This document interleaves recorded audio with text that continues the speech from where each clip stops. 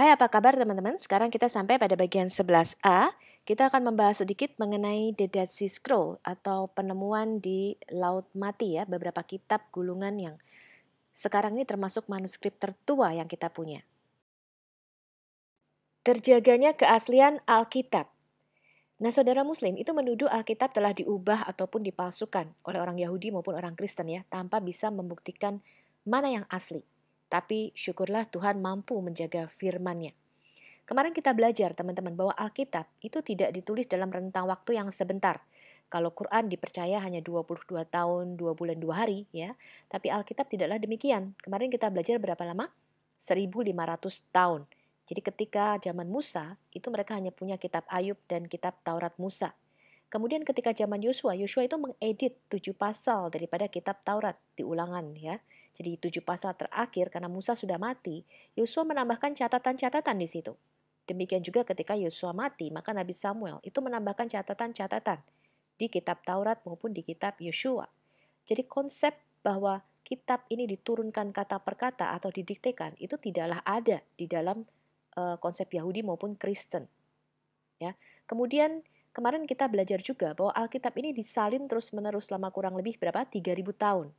Ya, dengan tulisan tangan sampai ditemukannya mesin cetak modern tahun 1440. Alkitab itu merupakan buku pertama yang dicetak, teman-teman, dengan mesin cetak modern. Ya, dan sampai sekarang penjualan Alkitab masih merupakan buku nomor 1 di dunia.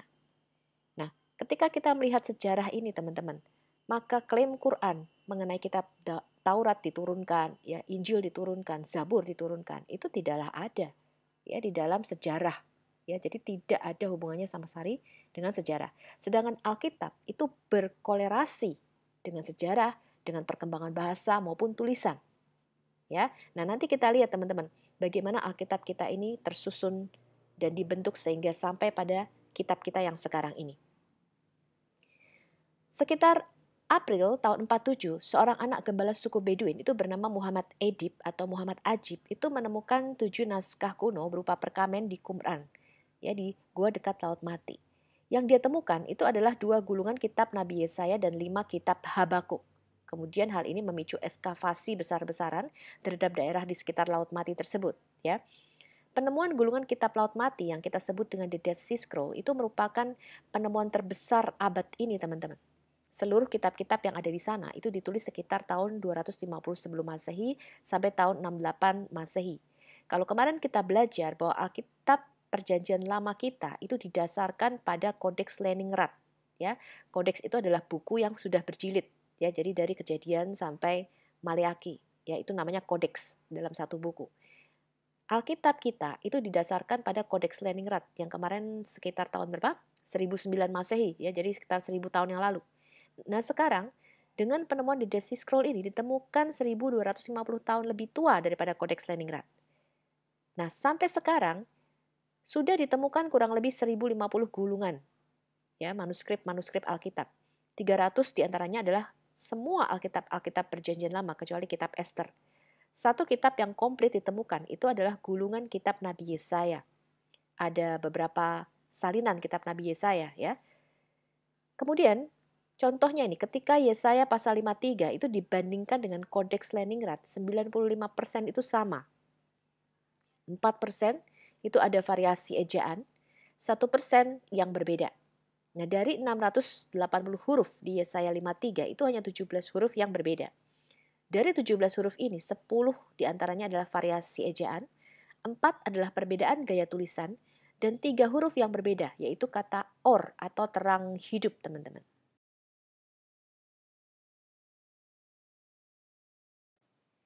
Nah, ini dia teman-teman ya, 2 orang pengembala suku Beduin ya. Muhammad Ejib yang disebut juga The Wolf atau sang serigala ya, bersamaan dengan Khalil Musa, mereka menemukan yang pertama kali ya mengeskavasi menelusuri di daerah gua-gua di Qumran tersebut. Mereka itu bekerja pada Khalil Eskandar Shahin atau yang disebut juga dengan Kando, tukang sepatu dan pedagang barang antik paruh waktu. Jadi sebenarnya teman-teman kalau kita dengar dari cucunya Kando, ya cucunya Kando itu cerita katanya kakeknya itu memang menyuruh 2 karyawannya ini, ya 2 penggembala ini untuk masuk ke dalam gua, teman-teman. Karena dia mendengar bahwa ini kayaknya ada sesuatu yang berharga di dalam gua itu, ya. Lalu mereka menyuruh masuk ke gua itu sukar teman-teman ya. Gua pertama itu benar-benar sukar, harus pakai tali turunnya ya. Nah, kemudian ternyata memang ditemukan tadi ya, teman-teman, gulungan kitab Yesaya dan Habakuk tadi ya. Nah, kemudian Kando ya ini menjualnya ke Uskup Athanasius Yeshua Samuel ya. Kemudian Uskup Yeshua Samuel ini mengumumkannya di Amerika gitu ya. Siapa nih yang mau beli? Ada manuskrip kuno, tapi orang-orang nggak percaya. Mereka pikir ini adalah kebohongan. Kemudian sampailah ke telinga pembesar-pembesar di Israel pada waktu itu. Dan mereka tertarik untuk menelitinya. Ketika mereka meneliti, ternyata ini asli, teman-teman. Maka setelah itu dilakukan ekskavasi besar-besaran di daerah Qumran, ya, lalu ditemukan ratusan gulungan kitab di gua di Qumran tersebut. Ya, jadi cerita tentang penemuannya tiba-tiba kambingnya jalan kemudian lempar batu kena guci itu sebenarnya ceritanya nggak begitu, teman-teman. Ya, tapi memang disuruh sama Kando ya untuk apa, mencari, turun kamu ke gua itu, gitu ya, untuk mencari harta artefak yang berharga pada waktu itu. Nah, ini adalah gua di daerah sekitar Qumran ya. Kalau teman-teman lihat ini, dilihat dari atas, itu adalah area gua pertama dan gua kedua. Jadi gua pertama yang ditemukan ya. Kemudian gua keempat, Anda lihat Kefor di situ, pintunya kecil sekali ya. Nah, Kefor ini merupakan gua yang paling penting karena sebagian manuskrip Alkitab itu ditemukan di sana. Jadi ribuan manuskrip ya ditemukan di sana, teman-teman. Ini adalah 7 situs penggalian di daerah sekitar Laut Mati atau Laut Asin. Qumran itu adalah daerah yang pertama kali diekskavasi, ya, itu Anda lihat di atas. Kemudian Wadi Daliyeh, ya, kemudian Wadi Murabbaat, Wadi Sdeir atau Engendi, kemudian Nahal Hever, Nahal Seelim, dan Masada. Ya, jadi ketika digali ternyata di daerah ini tuh kaya akan manuskrip-manuskrip, kemudian artefak-artefak kuno ya yang ternyata mengkonfirmasi Alkitab kita, teman-teman.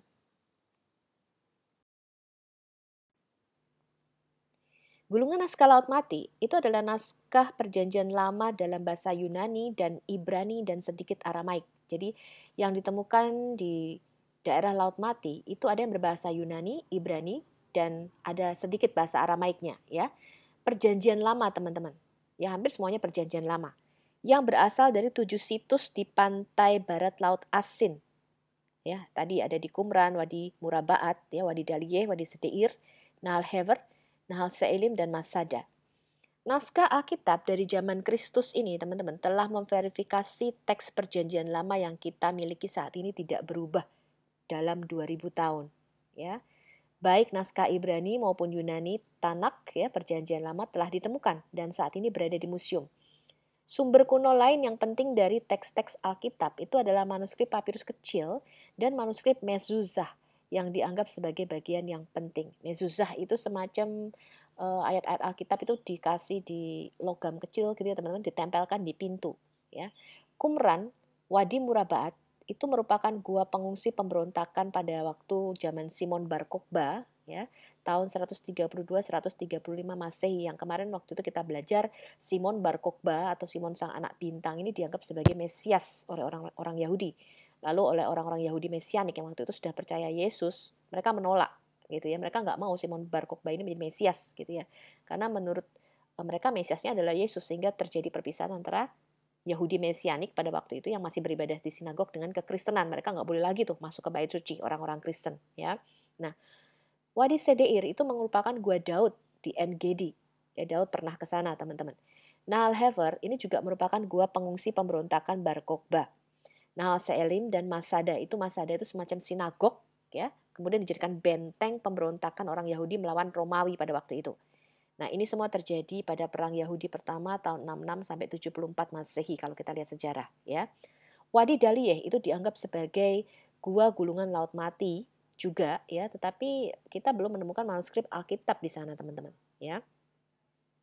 Hampir semua gulungan Laut Mati dari Qumran ya yang tadi kita temukan itu disimpan di Yerusalem di Shrine of the Book, ya, sebuah museum yang didedikasikan memang dengan tujuan untuk menyimpan semua artefak-artefak Laut Mati. Ya, museum ini didirikan tahun 1965. Nah, ini teman-teman, ini adalah museum Yerusalem yang disebut Shrine of the Books. Jadi kalau Anda ke Yerusalem, Anda boleh ke sana.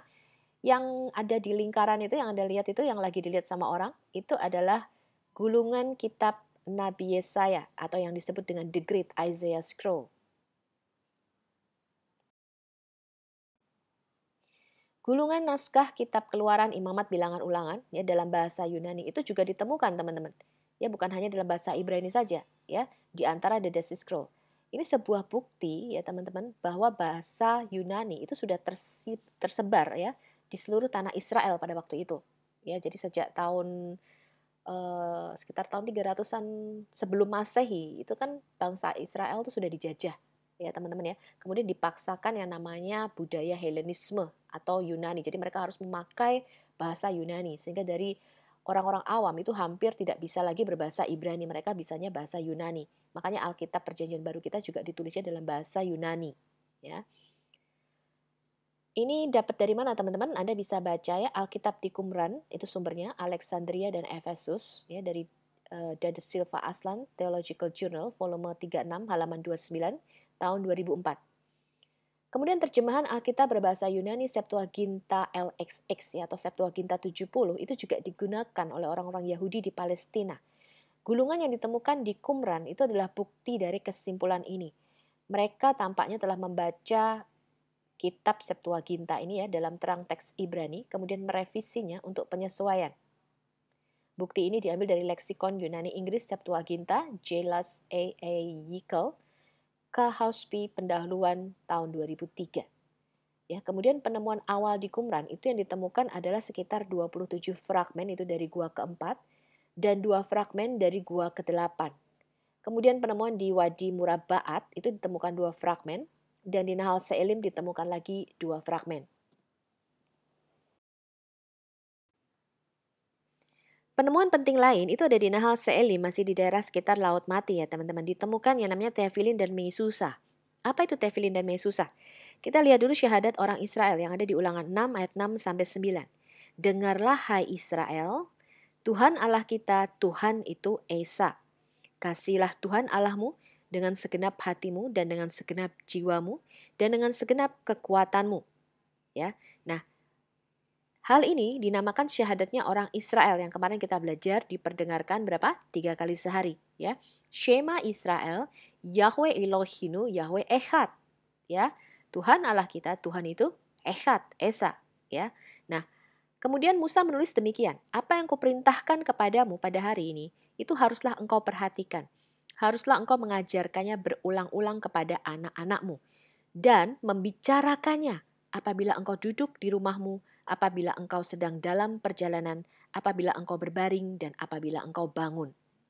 Kemudian Musa mengatakan demikian, haruslah juga engkau mengikatkannya sebagai tanda pada tanganmu, dan haruslah itu menjadi lambang di dahimu. Dan haruslah engkau menuliskannya pada tiang pintu rumahmu dan pada pintu gerbangmu. Nah, gulungan kitab ya yang ditulis kecil-kecil gitu ya teman-teman ya, di papirus kecil-kecil, kemudian dimasukkan ya di kotak gitu ya, kotak kecil, diikat pada dahi dan pada tangan, itu disebut tefilin. Sedangkan yang ditempelkan pada pintu rumah itu namanya mezuzah ya. Ulangan 11 ayat 18. Tetapi kamu harus menaruh perkataanku ini di dalam hatimu dan dalam jiwamu. Kamu harus mengikatkannya sebagai tanda pada tanganmu dan haruslah itu menjadi lambang di dahimu. Ya, jadi ini ditemukan Tefilin dan Mesusah tadi ya di gua pertama, yaitu ditemukan filakteri. Filakteri itu tehilin. Berisi kitab ulangan, ya Anda bisa lihat tuh ada ulangan 5, ulangan 10, ulangan 11, keluaran 13 ya. Ditemukan tulisannya teman-teman. Ya, kemudian di gua keempat yang disebut dengan 4Q128 ya. 4Q itu adalah artinya 4 Qumran ya, ditemukan di gua keempat di Qumran. Artefak nomor 128 gitu ya bacanya. Ditemukan juga filakteri atau tefilin tadi ya. Ditemukan tulisan berupa ulangan 5, ulangan 11, keluaran 12, yaitu mereka masukkan di kertas kecil-kecil ya kemudian diikat di kepala ya. Di gua keempat 4Q129 itu juga ditemukan ulangan 5 dan ulangan 13 ya. Kemudian 4Q130 itu berisi keluaran 13 ya, ulangan 6. Anda lihat di situ. Di gua keempat ditemukan juga 4Q131. Ya, ini disebut juga Q-Phil D, gitu ya, filakteri D. Fragmen dari kitab Ulangan 11, ya, hampir semuanya Ulangan 11, ya. Kemudian juga ditemukan fragmen dari kitab Keluaran 13, ya. 4Q134 itu di gua keempat, ya. Jadi gua keempat ini banyak sekali, ya, ditemukan filakteri, ya, tefilin tadi, ya. Rata-rata dari kitab Ulangan 5, Keluaran 13, ya. Kemudian Anda lihat itu ada Ulangan 5, Keluaran 13 sama, ya. Nah, ini yang namanya tefilin, teman-teman. Jadi kebanyakan ditemukan di gua keempat, ya. Kita masih lihat lagi, ya. Jadi ini saya daftar lengkap, ya, penemuan-penemuan tefilin, ya. 4Q138 isinya Ulangan 10 dan 11, 4Q139 isinya Ulangan 5, ya, 4Q140 isinya Keluaran 12 dan Ulangan 5. 4Q141 isinya kitab Ulangan 32, ya. Kemudian 4Q142 isinya kitab Ulangan 5 dan Ulangan 6. Ya, 5Q, ya, di gua kelima ini juga ditemukan ternyata, ya, tapi ada satu fragmen yang belum bisa terbuka sampai saat ini, ya. Karena membukanya itu harus hati-hati supaya tidak rusak, ya, teman-teman, ya. Nah, kemudian di 4Q141 itu kitab Ulangan 5 dan Ulangan 6, 4Q144 ya Ulangan 11 dan Keluaran 13. 4Q145 ya Keluaran 13, 4Q146 itu berisi Ulangan 11, 4Q147 dan 148 ini sampai sekarang masih belum bisa terbuka, ya, teman-teman, ya. Nah, ini yang namanya filakteris atau tefilin, teman-teman, yang diikat di kepala dan tangan, ya, seperti gambar itu. Nah, itu ditemukan di gua-gua di Qumran, teman-teman. Sampai sekarang orang Israel masih memakainya, ya. Dimasukkan di dalam box kecil, kotak kecil seperti itu, ada 4 kompartemennya. Anda lihat yang gambar di atas, yaitu ada 4 bagian, ya. Nah, kemudian ayat-ayat Alkitab itu ditulis di dalam papirus kecil-kecil, gitu ya, dimasukkan di situ, teman-teman. Kemudian diikat di kepala. Biasanya sih mereka mengambil ayat-ayat dari Keluaran 13, Ulangan 6 ya syahadatnya orang Israel, kemudian Ulangan 11 ya. Nah, Ulangan 6 ayat 4 sampai 9 ini dikenal dengan nama syahadat Israel atau Shema Israel ya, dengarlah hai Israel. Karena itu ketika Yesus ditanya hukum mana yang paling terutama, Yesus menjawab apa? Yesus mengulangi Ulangan 6 ayat 4 sampai 9 ini ya. Dengarlah hai orang Israel, Tuhan Allah kita, Tuhan itu Esa. Kemudian kata Yesus, kasihilah Tuhan Allahmu dengan segenap hatimu dan dengan segenap jiwamu dan dengan segenap kekuatanmu. Dan apa? Kasihilah sesamamu manusia seperti dirimu sendiri. Yesus mengatakan di dalam 2 hukum inilah terletak semua hukum Taurat. Ya, ini kita lihat teman-teman, ini yang namanya filakteris atau tefilin ya di dalam bahasa Ibrani. Ya, jadi mereka mengikatkannya di kepala seperti itu teman-teman sampai sekarang ya. Orang Yahudi masih memakainya. Kemudian mereka selain memakai di kepala, mereka juga memakainya di tangan. Jadi diikat di tangan seperti itu teman-teman. Ya, satu diikat di kepala, satunya biasanya diikat di tangan kanannya. Itu kalau Anda lihat ada hurufnya Shin ya. Ya, huruf Shin itu artinya Shaddai ya, itu adalah nama Tuhan ya, El Shaddai. Ini namanya mesusah teman-teman. Mesusah itu yang ditempel di pintu, ya.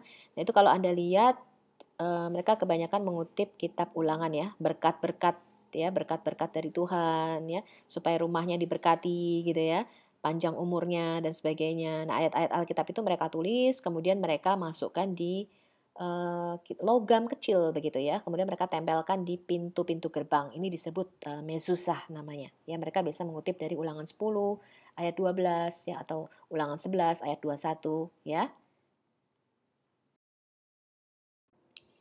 Ini yang namanya mezuzah teman-teman. Ya, kalau Anda lihat tadi ayat-ayat Alkitab ditulis kecil-kecil ya, kemudian juga diletakkan pada pintu. Ya, kalau Anda lihat itu ukirannya macam-macam ya, gambarnya bagus-bagus. Nah, pada waktu akan meletakkan mezuzah ini biasanya mereka akan mengucapkan berkat, ya. Baruch ata Adonai Eloheinu melech haolam, asher kidesanu bemitzvotav v'shifanu likboa mezuzah. Ya, yang artinya diberkatilah engkau Tuhan Allah kami, penguasa alam semesta yang telah menguduskan kita dengan perintah-perintahnya dan memerintahkan kita untuk membubuhkan mezuzah. Nah, ini penemuan mezuzah ya yang ada di Qumran, itu kebanyakan ditemukan di gua keempat ya. Anda bisa lihat itu ada 4Q149, 4Q150 ya.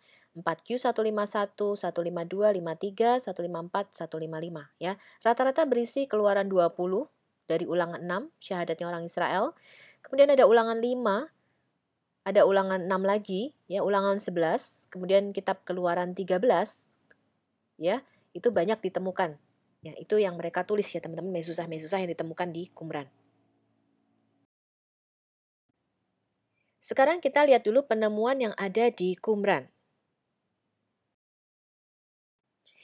Tahun 1947 ketika dua gembala Bedouin tadi menemukan kitab gulungan Nabi Yesaya dan Habakuk ya teman-teman. Orang masih belum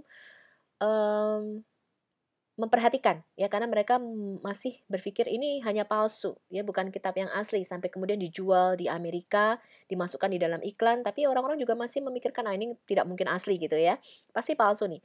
Sampai sekitar tahun 49 ya, para arkeolog itu mengidentifikasi gua pertama. Ya, ketika mereka mulai menyelidiki gulungan kitab ini, ternyata mereka mengidentifikasikannya sebagai asli, teman-teman, ya. Lalu gua pertama tadi yang ditemukan oleh orang Baduin tadi, itu memicu dimulainya penyelidikan arkeologis di daerah tersebut. Kemudian gua itu dieksplorasi, ya. Gua ini terletak sekitar 1 kilometer utara dari Wadi Qumran. Dan ternyata ketika dieksplorasi ditemukan paling tidak 70 manuskrip ya termasuk potongan-potongan dari 7 gulungan asli.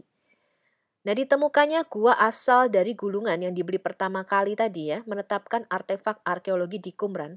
Sedangkan untuk mengkonfirmasi tanggal, ya itu disarankan oleh analisis paleografis. Jadi analisis paleografis ini yang menetapkan ini kira-kira ditulisnya kapan gitu ya.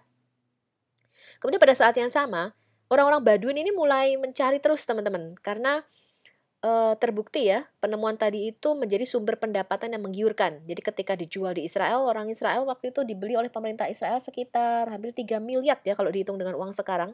Ya, hanya beberapa lembar. Ya, nah kemudian mereka menemukan juga nih orang-orang suku Baduy itu gua-gua lain. Ya, nah membuktikan bahwa penemuan di gua pertama ini bukan satu-satunya yang ada di Qumran. Sampai sekarang sudah 11 gua di Qumran ya teman-teman yang diekskavasi, gua ke-12. Tapi gua ke-12 ini belum ditemukan manuskrip apapun ya. Antara tahun 1951 sampai 1956, maka aktivitas ekskavasi itu dipercepat ya dalam pencarian gua dan penggalian arkeologis di situs Qumran. Tebing sepanjang 8 km ini kemudian diselidiki secara menyeluruh. Ya dari 11 gua Qumran itu menghasilkan manuskrip-manuskrip. 5 ditemukan oleh suku Bedouin dan 6 oleh para arkeolog. Gua pertama atau 1Q gitu ya, itu ditemukan oleh gembala Baduy muda ya tahun 1947 tadi ya, kemudian digali lagi oleh para arkeolog tahun 1949. Nah, gulungan Laut Mati itu pertama kali ditemukan di gua ini yang kemudian disebut dengan Cave One ya atau gua pertama. Sebagian besar terpelihara dengan baik teman-teman. Manuskrip di gua ini itu dilindungi oleh guci tanah liat ya dengan tutup yang utuh gitu ya. Gucinya agak tinggi gitu ya.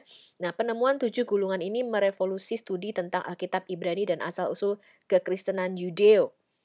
Gulungan yang ditemukan di gua pertama itu termasuk di dalamnya ada aturan komunitas yang disebut kaum Esen ya, Esenes ya. Kemudian ditemukan juga cerita mengenai perang ya antara putra cahaya melawan putra kegelapan. Kemudian ditemukan gulungan pujian atau gulungan syukur ya, Hodayot. Ditemukan juga Yesaya A dan B ya. Kemudian kitab Kejadian Apokrifa ya, jadi tambahan dari kitab Kejadian. Dan ditemukan komentar dari kitab Nabi Habakuk ya atau Pesher Habakuk. Nah, ketika para arkeolog menggali gua itu mereka menemukan fragmen tambahan dari gulungan beberapa kitab ya dan fragmen dari puluhan gulungan lainnya. Jadi cukup banyak ditemukan di gua pertama ini ya teman-teman ya. Gua kedua atau disebut juga dengan 2Q ya. Itu ditemukan oleh suku Baduy pada tahun 1952. Gua kedua ini menghasilkan fragmen yang banyak sekali ya dari buku-buku Alkitab ya. Termasuk semua 5 kitab Taurat Musa itu ditemukan di situ di gua kedua ini, kitab Yeremia, Mazmur, serta hasil karya lainnya seperti kitab Yobel dan kitab Henok. Ya, nanti mungkin kita akan membahas sedikit mengenai kitab Henok yang pertama ya. Di Gua Qumran atau disebut juga dengan 3Q itu ditemukan dan digali oleh para arkeolog tahun 1952 juga. Ya di gua ketiga ini ditemukan 2 gulungan tembaga. Nah, gulungan tembaga ini berisi daftar yang mengarahkan ke 40 situs harta karun bait suci, teman-teman, yang terkubur tersembunyi, ya rata-rata di hutan belantara Yudea dan wilayah Yerusalem. Jadi mereka semacam peta harta karun gitu ya, teman-teman ya. Nah, menurut gulungan itu, tempat rahasia ini ya, itu menyimpan sejumlah besar emas, perak, tembaga, ya dan aromatik ya dalam jumlah yang cukup mencengangkan. Ya, semoga saja ini ditemukan ya, teman-teman ya. Nah, selain gulungan tembaga, gua ketiga ini juga berisi fragmen sekitar selusin gulungan Alkitabiah dan non-Alkitab, termasuk salinan dari kitab Yobel. Nah, gua Qumran keempat atau 4Q ini adalah paling penting, teman-teman. Ya, paling banyak ditemukan di sini. Ditemukan juga oleh pemburu harta karun Badui pada tahun 1952 yang menggali situs Qumran. Gua keempat ini paling legendaris dari semua gua, ya karena mengungkapkan harta yang sangat banyak, ribuan fragmen dari sekitar 400-an manuskrip ya. Terdiri dari 75% ya semua penemuan di Qumran ya termasuk buku-buku Alkitabiah dan Apokrifa ya, komentar-komentar Alkitabiah dari Yesaya, Mazmur dan Nahum, karya-karya hukum-hukum Yahudi, doa, teks sektarian, tefilin dan mesusot yaitu ditemukan di sini, teman-teman. Beberapa sih kondisinya cukup buruk ya. Fragmen-fragmen ini sulit diuraikan ya dan diterjemahkan. Fragmen dari kitab Samuel yang disebut juga 4Q17 itu diyakini tertua ya dari abad 3 sebelum Masehi. Itu ditemukan di gua keempat. Gua keempat ini paling penting karena mewakili seluruh perpustakaan komunitas Qumran yang tadi kita lihat kecil gitu ya guanya ya. Kemudian di gua kelima, itu ditemukan dan digali oleh para arkeolog tahun 1952. Gua kelima ini menghasilkan fragmen sekitar 25 gulungan perkamen termasuk teks-teks Alkitabiah dan sektarian. Ditemukan juga salinan kitab Tobit, ya ini kitab Deuterokanonika. Di Gua Qumran ke-6, itu ditemukan oleh suku Badui pada tahun 1952. Gua 6 ini berisi fragmen sekitar 31 gulungan yang sebagian besar ditulis pada papirus, termasuk karya-karya Alkitabiah, nyanyian pujian, dan komposisi sektarian. Gua kecil ini adalah yang paling mudah diakses ya dari situs gulungan Laut Mati bagi pengunjung saat ini. Ditemukan fragmen kitab Daniel 1, Dua Raja-Raja, dan literatur tulisan kaum Eseni lainnya. Jadi kalau gua lainnya itu agak susah kalau masuk, teman-teman ya, harus pakai tali dan sebagainya. Ada beberapa mulut gua yang sudah diperbesar ya, supaya kalau turis-turis ke sana tuh bisa masuk ya. Gua ke-7, 8, 9, 10 itu ditemukan tahun 1955 oleh para arkeolog. Semua manuskrip yang ditemukan di gua ke-7 itu adalah dalam bahasa Yunani, termasuk terjemahan dari kitab Keluaran. Beberapa cendekiawan itu telah berusaha mengidentifikasi fragmen kecil tertentu dari gua ke-7 ini sebagai teks perjanjian baru. Jadi kemungkinan itu Injil Markus ya ditemukan di sini. Nah, tapi saya masih belum bisa memastikan ini ya. Kita masih menunggu para ahli-ahli sejarah ya, para ahli-ahli arkeologi untuk mengemukakan penemuan ini. Tapi kelihatannya Injil Markus, yaitu Injil yang paling tua, itu ditemukan di Qumran juga, teman-teman ya. Gua ke-8 itu berisi potongan-potongan kitab Kejadian, Mazmur, Mezuzah tadi ya, nyanyian pujian dan juga tefilin. Selain itu penemuan sisa-sisa makanan ya, lampu minyak, ada 68 alat penguat kulit yang untuk membuat kulit untuk apa? Mengikat ya, mengikat gulungan itu ditemukan di gua ini, teman-teman. Ya kemungkinan gua ke-8 ini digunakan sebagai bengkel ya. Gua ke-9 itu hanya menghasilkan satu fragmen papirus. Kemudian para arkeolog hanya menemukan satu pecahan tanah liat yang bertuliskan di gua ke-10. Gua Qumran ke-11 itu ditemukan oleh suku Baduy tahun 1956. Ya, gulungan Qumran terakhir yang ditemukan hingga saat ini itu ditemukan di gua ini. Sisa-sisa sekitar 30 manuskrip ditemukan termasuk beberapa gulungan yang hampir lengkap ya, kitab Imamat ditulis dalam bahasa Paleo Ibrani ya, ini bahasa kuno ya, Ibrani kuno, kitab Mazmur dan Targum Ayub. Temuan yang paling menarik adalah gulungan bait suci yang merupakan gulungan laut mati terpanjang saat ini ya. Yang menulis ulang kitab Ulangan dan merinci peraturan yang berkaitan dengan Yerusalem dan bait suci Yahudi. Ditemukan juga Mazmur 151, teman-teman ya, Mazmur Apokrifa 151, parafrase kitab Ayub, kitab Kiamat Yerusalem Baru dan Targum Aramaik. Jadi terjemahan dalam bahasa Aramaik. Kemudian gua ke-12, ini gua yang baru ya. Baru digali, teman-teman ya. Dr. Randall Price itu menggali Cave 12 ini ya pada musim dingin tahun 2016. Sampai sekarang sih belum ada gulungan yang ditemukan ya. Bukti yang jelas bahwa mereka disimpan di dalam gua tersebut itu digali termasuk sebuah kapak tembaga berusia 2000 tahun. Yang awalnya diperkirakan ini berasal dari para penjara modern. Ya, jadi ditemukan kapak tembaga berusia 2000 tahun di gua ke-12 ini. Tapi masih terus dicari teman-teman ya, apakah ada manuskrip yang berharga di gua ke-12 ini. Nah, bagaimana sih kaum SNS ini menyalin kitab-kitab? Jadi mereka itu tidak masuk di gua-gua ya. Gua-gua itu hanya diperuntukkan bagi tempat persembunyian ketika orang Romawi datang, pasukannya mereka sembunyi di gua-gua, teman-teman. Termasuk tadi pemberontakan Simon Bar Kokhba, itu mereka masuk ke gua-gua itu. Tetapi mereka tuh membangun perumahan-perumahan, teman-teman, di sekitar Qumran itu, ya. Kemudian di lantai 2 itu ditemukan itu, teman-teman, scriptorium bench. Jadi, eee meja batu gitu ya, yang panjang, itu untuk menyalin teman-teman, untuk menyalin kitab-kitab itu. Nanti kemudian setelah disalin kitab-kitabnya itu digulung teman-teman, ya. Jadi kaum SNS itu menyalin kitab-kitab di atas, batu yang dibentuk seperti meja panjang, ya, dengan gulungan kitab yang panjang. Mereka menyalin kitab-kitabnya dengan teliti, ya, semua kitab-kitab Perjanjian Lama itu ditemukan di Qumran ini ya, di daerah Laut Mati ini kecuali kitab Ester. Karena kaum SNS ini laki-laki semua ya teman-teman. Jadi mereka itu menyingkirkan diri ya dari kaum Farisi dan Saduki, mereka menyendiri seperti biarawan gitu ya. Memisahkan diri ya dari kaum Farisi, Saduki dan ahli-ahli Taurat di bait suci karena mereka merasa sudah korup gitu ya. Imam-imam itu sudah korup ya. Mereka mengikat diri dengan peraturan yang ketat ya untuk mendedikasikan diri menyalin dan mempelajari kitab-kitab suci. Kaum SNS ini ditulis atau, dikutip oleh Flavius Josephus, ini sejarawan yang kemarin kita belajar ya, oleh Philo dan juga oleh Plinius Muda. Ya, jadi, Flavius Josephus itu menulis, ini ada kaum SNS nih yang mendirikan komunitas sendiri di Qumran, ya, selain 3 komunitas lainnya teman-teman ya. Nah, kaum SN ini membangun bangunan-bangunan berlantai 2, kemudian di lantai 2 itu ditemukan meja batu itu ya teman-teman ya, untuk menyalin kitab-kitab, kemudian ditemukan juga wadah-wadah tinta ya, dan baskom pencuci tangan. Pemimpinnya itu disebut dengan guru kebenaran yang menurut dokumen itu adalah keturunan imam yang mempunyai kedudukan tinggi di Yerusalem. Ya, kemudian memisahkan diri di Qumran. Kaum Eseni ini meyakini akan ada 2 Mesias yang datang. Yang pertama dari anak Daud dan yang kedua adalah dari keturunan Imam Besar Sadok. Ya, Imam Besar Sadok ini adalah keturunan dari Imam Besar Harun. Nah, ini salah satu gulungan yang menarik yang ditemukan. Ini berisi Mazmur, teman-teman. Namanya 11Q5. Jadi ini ditemukan di gua ke-11 ya, artefak kelima ya. Berisi Mazmur 93, kemudian Mazmur 137 sampai 141 dan Mazmur Apokrifa 151.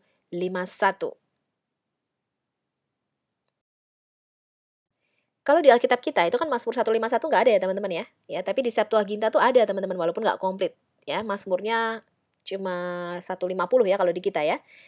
Apa sih isi Mazmur 151 ini teman-teman? Dikatakan demikian, ini Mazmur Daud ya. Haleluya, Mazmur Daud putra Isai. Aku lebih kecil daripada saudara-saudaraku dan yang termuda dari putra ayah saya. Jadi dia membuat saya menggembalakan kawanannya dan menjadi penguasa atas kambing kecilnya. Tanganku membuat sebatang pipa buluh dan jari saya kecapi. Ya, jadi Daud itu memang pemuji dan penyembah ya. Jadi aku memuliakan Yahweh katanya. Aku berpikir dalam pikiranku, gunung-gunung tidak dapat memberi kesaksian kepadanya.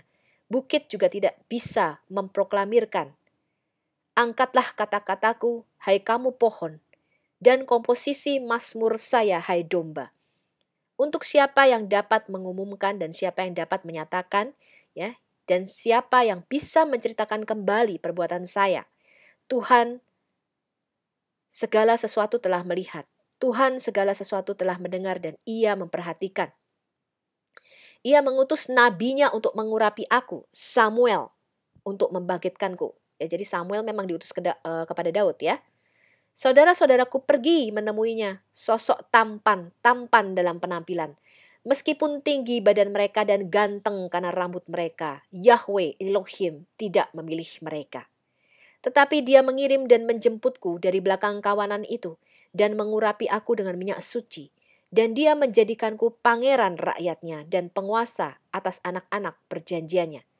Ya, pada awal ya, rintahan untuk Daud setelah Nabi Tuhan mengurapi dia, lalu aku, ya, orang Filistin membuang ejekan dari kemudian hilang ya saya yang. Nah, itu jadi tidak komplit ya, yang dalam kurung itu hilang teman-teman ya kata-katanya ya. Nah, Mazmur 151 ini ada di dalam kanon Septuaginta LXX ya, walaupun tidak lengkap. Mazmur ini ditulis setelah Daud mengalahkan Goliat. Ya, ini gulungan kitab Mazmur juga yang ditemukan di sekitar Laut Mati ya. Jadi banyak teman-teman, bukan cuma satu ya, ratusan yang ditemukan. Nah, ini adalah gulungan kitab Nabi besar Yesaya atau yang disebut juga The Great Isaiah Scroll yang tadi kita lihat ada di museum di Yerusalem ya. Yang penting lagi teman-teman, itu adalah nubuatan mengenai Mesias yang ditemukan di gua keempat. Apa catatan kaum Eseni ini mengenai Mesias? Ya, mereka menulis demikian. Karena sorga dan bumi akan mendengarkan Mesiasnya, karena ia akan dihormati sebagai orang saleh di atas tahta kerajaan kekalnya. Dia akan membebaskan para tawanan, membuka mata orang-orang buta, mengangkat orang-orang yang tertindas. Karena ia apa? Akan menyembuhkan yang terluka parah. Ia akan membangkitkan yang mati. Ia akan membawa kabar baik untuk orang miskin.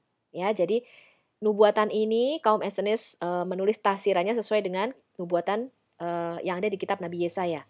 Perikop ini terdengar sangat mirip ya dengan pelayanan Yesus sebagaimana dicatat dalam Injil. Di dalam Lukas pasal 7 ayat 21 sampai 22, murid-murid Yohanes Pembaptis itu datang kepada Yesus dan bertanya kepadanya, apakah dia adalah Mesias? Ya, nabi yang akan datang itu. Yesus menjawab, "Pergilah, beritahukan Yohanes apa yang telah kamu lihat dan kamu dengar.